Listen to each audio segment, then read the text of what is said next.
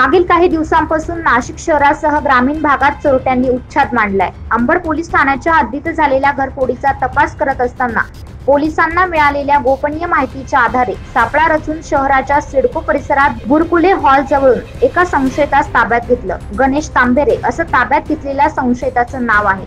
पोलिसांनी त्याची कसून चौकशी केली असता त्याच्याकडून 6 लाख रुपयांचा मुद्देमाल हस्तगत केलाय।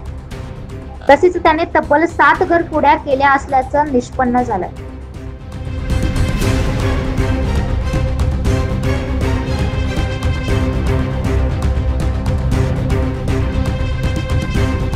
अंबड पोलीस स्टेशन हद्दीमध्ये काही घरफोडीचे गुन्हे घडले होते। या घरफोडीच्या गुन्ह्यांचा तपास करत असताना अंबड येथील ठाणेदार पोलीस निरीक्षक श्री पवार आणि त्यांचे सहकारी डीबी पथकाचे ईपीआय किरण रोंदळे आणि डीबी पथकाची टीम सगळं तपास करत असताना यांना गोपनीय खबराद्वारे अशी माहिती मिळाली की एक इसम हा या एचबीटी मध्ये जे काही दागिने त्यांनी चोरलेले होते ते विक्री करण्यासाठी फिरत आहे।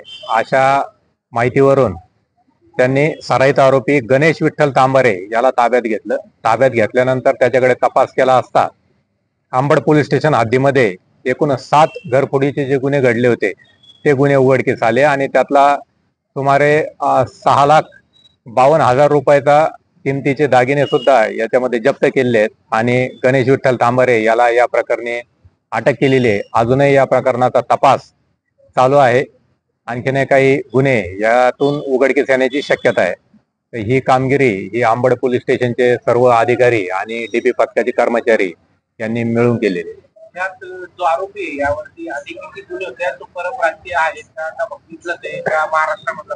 नाही, आरोपी हा महाराष्ट्रातलाच आहे। हा सराईत आरोपी आहे। त्याच्यावरचे जुने सुद्धा एकूण 11 गुन्हे त्याच्यावर आहेत। हा, तो राहणारा नाशिक मधलाच आहे, सिडकोतलाच आहे। त्याच्याबरोबर अजून कोणी होतं का? हा, ते हे सर्व आता हे प्रकरण तपासावर आहे। आतापर्यंत एवढी रिकव्हरी आपण केली, अजूनही याच्यामध्ये आपण तपास करतो आहोत आणि अजून याचे कोणी साथीदार असतील तर त्यांनाही या प्रकरणात अटक केली जाईल। हा जो आरोपी होता तो कोणाला सोनं विकण्यासाठी सोनाराकडे गेला होता का? हा, आता हे जे दागिने आहेत हे आपण त्याच्या घरातून जप्त केलेले आहेत त्याच्याकडून। आता पूर्वी हा कोणाला विकत होता का किंवा यात कोणता सोनाराची पण इन्व्हॉल्वमेंट आहेत का याच्यावर पण आपण तपास करत आहोत।